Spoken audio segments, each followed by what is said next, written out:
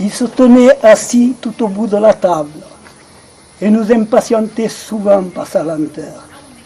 Il y a l'accent, hein?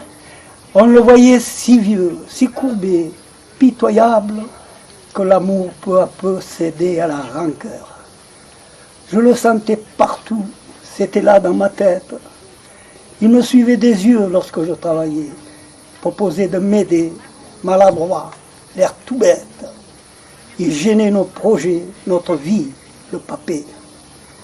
Au bout de quelque temps, prétextant mes vacances, je le menais plus loin, au flanc du Luberon. Le Luberon, c'est là, la montagne qu'il y a là derrière. Tu seras bien là-bas. Tu verras la durance du haut de la terrasse de la grande maison. Ces maisons-là, papé, sont faites pour les vieux. Regarde, ils semblent bien, ils ont l'air très heureux. Comme tu veux, petite, si c'est pour ton bien-être. Monte de temps en temps. Le dimanche peut-être. Je l'ai laissé tout seul, vivement, pas très fier. L'air était encore chaud, pourtant je frissonnais. Et le chant des oiseaux voletant sur le lierre me disait doucement « Qu'as-tu fait du papé ?» Les jours se succédaient, je cherchais la quiétude, le travail me prenait. J'essayais d'oublier, de noyer mes regrets au fil des habitudes. Les souvenirs d'antan rappelaient le papé. Même dans le Mistral qui rasait la garrigue pour venir s'écraser au butoir de la digue, j'entendais cette voix qui ne cessait jamais de dire à mon oreille « Qu'as-tu fait du papé ?»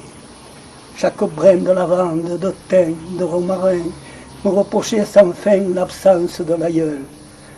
Le murmure des sources dans le petit matin chantait sur mon cœur lourd des cantiques de deuil. Le remords lentement s'installait dans ma vie.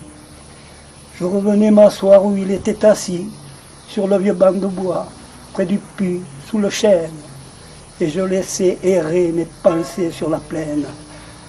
Alors je l'ai revu, avant, lorsqu'il marchait jusqu'au seuil de l'école pour venir me chercher. Je sautais dans ses bras, je l'embrassais tout doux, et nichais tendrement ma tête sur son cou. Il me portait un peu, puis, ma main dans sa main, il ajustait son pas pour bien suivre le mien. Il m'expliquait les bois, les cabris, les moutons, les abeilles dorées, les beaux papillons. Il cueillait au buisson des réserves de mûres et m'offrait les plus grosses comme un présent de choix. Il riait bruyamment en voyant ma figure barbouillée des reliefs de ce festin de roi. Le soir, près de mon lit, il venait me bercer de chansons provençales, d'histoires de bergers. Je m'endormais heureuse de sa chaude présence, pleine de rêveries, d'amour, de confiance. Au long des souvenirs, mon cœur plein de pitié a trouvé le repos. J'ai repris le sentier pour revenir tout droit à la grande maison, retrouver le papé et lui demander pardon. J'ai pris tout simplement sa main, sans rien lui dire. Une larme brillait au milieu d'un sourire. Et c'est moi, cette fois, tout au long du chemin, qui ai ajusté mon pas pour bien suivre le sien. Un papé, c'est précieux, c'est plein de souvenirs. Gardez-le près de vous. Quand il devra mourir, vous fermerez ses yeux dans un geste d'amour.